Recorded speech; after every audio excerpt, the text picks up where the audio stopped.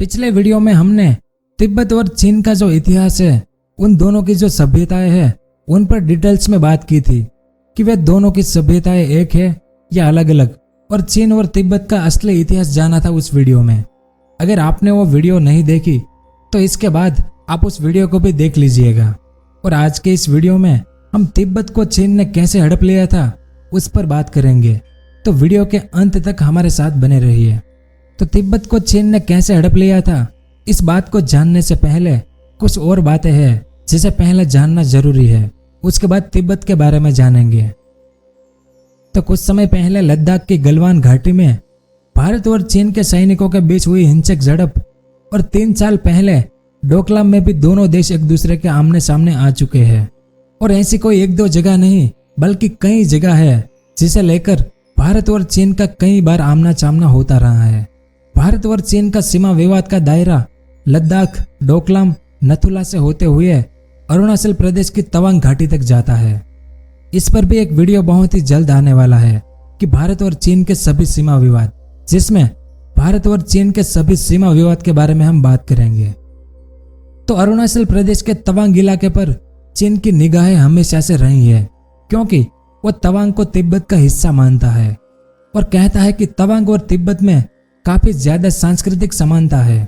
अब तवांग बौद्धों का प्रमुख धर्मस्थल भी है, और तिब्बत के दलाई लामा ने जब तवांग की मोनेस्ट्री का दौरा किया था तब भी चीन ने इसका काफी विरोध किया था।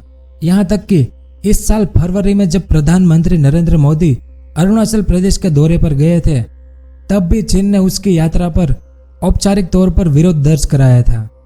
चीन तिब्बत के साथ अरुणाचल प्रदेश पर भी दावा करता है और इसे दक्षिणी तिब्बत कहता है। तिब्बत को चीन ने साल 1951 में अपने नियंत्रण में ले लिया था, जबकि साल 1938 में खींची गई मैकमोहन लाइन के मुताबिक अरुणाचल प्रदेश भारत का हिस्सा है। लेकिन फिर भी चीन अरुणाचल प्रदेश को अपना हिस्सा मानता है, यानी वो मैकमोहन लाइन को नहीं मानता।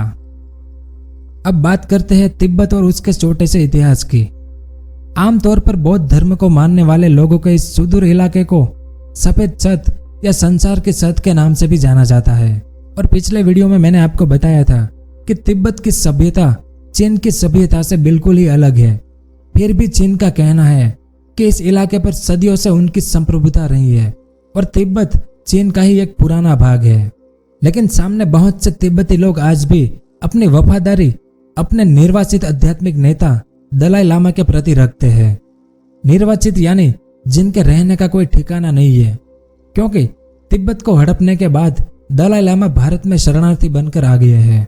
दलाई लामा को उनके अनुयायी यानी तिब्बती लोग एक जीवित ईश्वर के तौर पर देखते हैं। लेकिन सामने चीन दलाई लामा को एक अलगाववादी खतरा मानता है। तिब्बत एक देश था या नहीं, यह उनके इतिहास से पता चलेगा। लेकिन पिछले वीडियो में मैंने तिब्बत का जो असली इतिहास बताया था वो इतिहास दुनिया से छुपाया गया है, इसलिए आज तिब्बत का इतिहास बेहद उथल पुथल भरा है। कभी तिब्बत एक देश बनकर उभरा था, तो कभी मंगोलों ने उन पर शासन किया था, और कभी चीन के ताकतवर राजवंशों ने तिब्बत पर राज किया था। चीन और तिब्बत के बीच विवाद तिब्बत की कानूनी स्थिति को लेकर है। चीन कहता है कि तिब्बत 13वीं शताब्दी के मध्य से चीन का हिस्सा रहा है, लेकिन सामने तिब्बतियों का कहना है कि तिब्बत कई शताब्दियों तक एक स्वतंत्र राज्य था। मंगोल राजा कुबलाई खान ने युआन राजवंश की स्थापना की थी और तिब्बत ही नहीं बल्कि चीन, वियतनाम और कोरिया तक अपने राज्य का विस्तार किया था। फिर 17वीं शताब्दी में चीन के सिख राजवंश के तिब्बत के साथ संबंध बने। 260 साल के रिश्ते के बाद चिंग सेना ने तिब्बत पर अधिकार कर लिया, लेकिन 3 साल के भीतर ही उसे तिब्बतियों ने खदेड़ दिया। और साल 1912 में तिब्बत के 13वें दलाई लामा ने तिब्बत की स्वतंत्रता की घोषणा की। लेकिन साल 1950 में चीन ने तिब्बत पर अपना झंडा लहराने के लिए हजारों की संख्या में सैनिक भेज दिए, और बंदूक के दम पर चीन ने तिब्बत के कुछ इलाकों को चीन के अधीन कर लिया और तिब्बत के उन इलाकों को चीनी क्षेत्र में बदल दिया, और बाकी इलाके जो चीन की बॉर्डर पर है उन तिब्बती इलाकों को भी चीनी प्रांत में मिला दिया गया। फिर साल 1951 में चीनी सेना ने तिब्बत के एक शिष्टमंडल के साथ एक संधि पर हस्ताक्षर करा लिया, जिसके अधीन तिब्बत की प्रभुसत्ता चीन को सौंप दी गई। और उसके बाद साल 1959 में तिब्बती लोगों ने चीन के खिलाफ विद्रोह शुरू कर दिया, लेकिन वो विद्रोह नाकाम रहा। इसलिए तिब्बत के 14वें दलाई लामा को तिब्बत छोड़कर भारत में शरण लेनी पड़ी। दलाई लामा भारत भाग आए और तभी से वे तिब्बत की स्वायत्तता के लिए संघर्ष कर रहे हैं। और भारत आने के बाद उन्होंने निर्वासित सरकार का गठन किया, यानी जिनका रहने का कोई ठिकाना नहीं है, ऐसे लोगों की सरकार। लेकिन साल 1960 के बाद चीन में सांस्कृतिक क्रांति हुई, जिसने तिब्बत की संस्कृति को धूल में मिटाने का काम किया।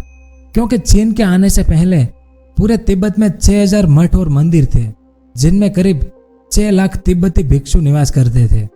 और साल 1979 में हुए एक सर्वे में पाया गया कि उनमें से ज्यादातर भिक्षु और भिक्षुणियां या तो मार दिए गए या वे लापता हो गए। और पहले जो 6000 मठ थे तिब्बत में, उनमें से सिर्फ 60 मठ ही बचे रह गए। और इन 60 मठों में से भी ज्यादातर मठ नष्ट होने की कगार पर है। इसके अलावा सर्वे में यह भी बताया गया कि चीनियों ने जानबूझकर योजनाबद्ध तरीके से मठों और मंदिरों को डायनामाइट के विस्फोट से नष्ट कर दिया था।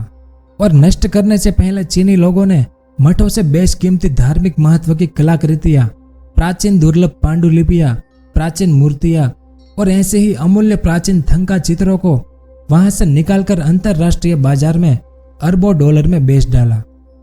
यानी 60 और 70 के दशक में चीन की सांस्कृतिक क्रांति के दौरान तिब्बत के ज्यादातर बौद्ध विहारों को नष्ट कर दिया गया। उनकी पुरानी कृषि प्रणाली को नष्ट कर दिया गया, जिस कारण करीब 3 लाख तिब्बती लोग भूख से मर गए थे और कुल मिलाकर लाखों तिब्बती लोगों की मौत हुई थी।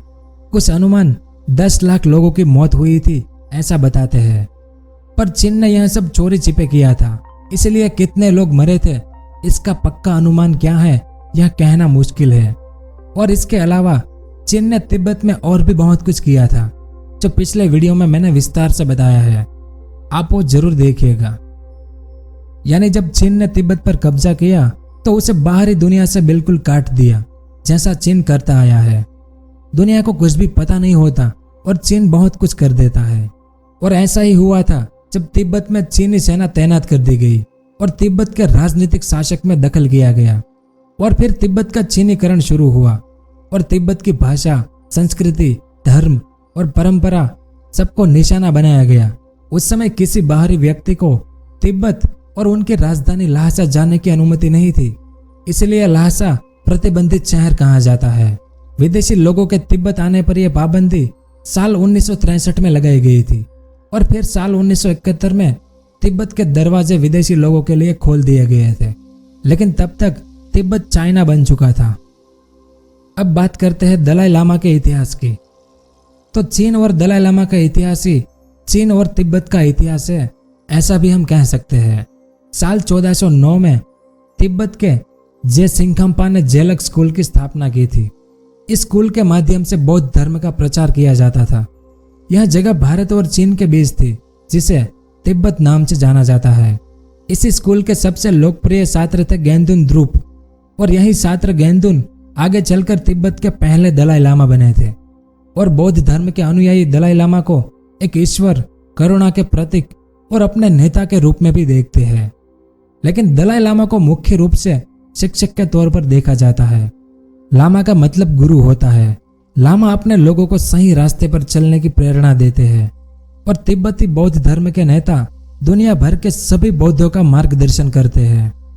क्योंकि साल 1630 के दशक में तिब्बत के एकीकरण के वक्त से ही बौद्धों और तिब्बती नेतृत्व के बीच लड़ाई शुरू हुई थी, जिस दौरान मांचू, मंगोल और ओरैत के गुटों में यह सत्ता के लिए लड़ाई होती रही। लेकिन आखिर में 5वें दलाई लामा तिब्बत को एक करने में कामयाब रहे और इसके साथ ही तिब्बत सांस्कृतिक रूप से संपन्न बनकर उभरा था। और तिब्बत के एकीकरण के साथ ही यहाँ बौद्ध धर्म में भी संपन्नता आई थी। इसके कुछ समय बाद जेलक स्कूल के बौद्धों ने 14वें दलाई लामा को भी मान्यता दी, लेकिन दलाई लामा के चुनावी प्रक्रिया को लेकर भी विवाद होता रहा। 13वें दलाई लामा ने साल 1912 में तिब्बत को स्वतंत्र राष्ट्र घोषित कर दिया था। करीब 40 साल के बाद चीन के लोगों ने तिब्बत पर आक्रमण किया।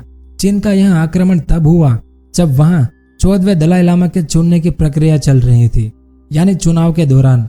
और जैसा मैंने शुरू में बताया था कि तिब्बत हारा और दलाई लामा को लगा कि वहां बुरी तरह से चीनी चंगुल में फंस जाएंगे। इसी दौरान उन्होंने भारत का रुख किया और दलाई लामा के साथ भारी संख्या में और भी तिब्बती लोग भारत आए थे। लेकिन चीन को भारत में दलाई लामा का शरण मिलना अच्छा नहीं लगा। अब चीन में माओ त्से तुंग का शासन था। उसके बाद दलाई लामा और चीन के कम्युनिस्ट शासक के बीच तनाव बढ़ता गया। दूसरी तरफ से दलाई लामा को दुनिया भर से सहानुभूति मिली, लेकिन अब तक वह निर्वासन की ही जिंदगी जी रहे हैं। चीन और तिब्बत को लेकर कई सवाल हैं जो लोगों के मन में अक्सर आते हैं कि क्या तिब्बत चीन का हिस्सा है? चीन के नियंत्रण में आने से पहले तिब्बत कैसा था और इसके बाद क्या बदल गया? तो इस बात को लेकर तिब्बत की निर्वासित सरकार का यह कहना है कि इस बात पर कोई विवाद नहीं है कि इतिहास के अलग अलग कालखंडों में तिब्बत अलग अलग विदेशी शक्तियों के प्रभाव में रहा था। मंगोल, नेपाल के गोरखा, चीन के मंचू राजवंश और अंग्रेज, इन सभी की तिब्बत के इतिहास में कुछ भूमिकाएं रही है। लेकिन इतिहास के दूसरे कालखंडों में वो तिब्बत था जिसने अपने पड़ोसियों पर ताकत और प्रभाव का इस्तेमाल किया, और इन पड़ोसियों में चीन भी शामिल था। आगे दलाई लामा कहते हैं कि दुनिया में आज कोई ऐसा देश खोजना मुश्किल है जिस पर इतिहास के किसी दौर में किसी विदेशी ताकत का प्रभाव या आधिपत्य ना रहा हो। तिब्बत के मामले में विदेशी प्रभाव या दखल अंदाजी तुलनात्मक रूप से बहुत ही सीमित समय के लिए रही थी। लेकिन चीन का कहना है कि 700 सालों से भी ज्यादा समय से तिब्बत पर चीन की संप्रभुता रही है और तिब्बत कभी भी एक स्वतंत्र देश नहीं रहा है। दुनिया के किसी भी देश ने कभी भी तिब्बत को एक स्वतंत्र देश के रूप में मान्यता नहीं दी है। पर इसका मतलब यह थोड़ी हुआ कि अंग्रेज ने भारत पर राज किया था तो भारत अंग्रेज का भाग हुआ। भारत तो भारत है, लेकिन चीन का कहना है कि एक बार चीनी राजा ने तिब्बत पर राज किया था, इसलिए तिब्बत चीन का ही भाग है।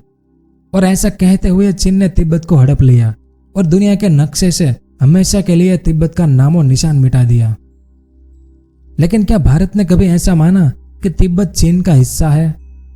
तो साल 2003 के जून महीने में भारत ने चीन के राष्ट्रपति जियांग जेमिन के साथ तत्कालीन प्रधानमंत्री अटल बिहारी वाजपेयी की मुलाकात के बाद पहली बार तिब्बत को चीन का अंग मान लिया था।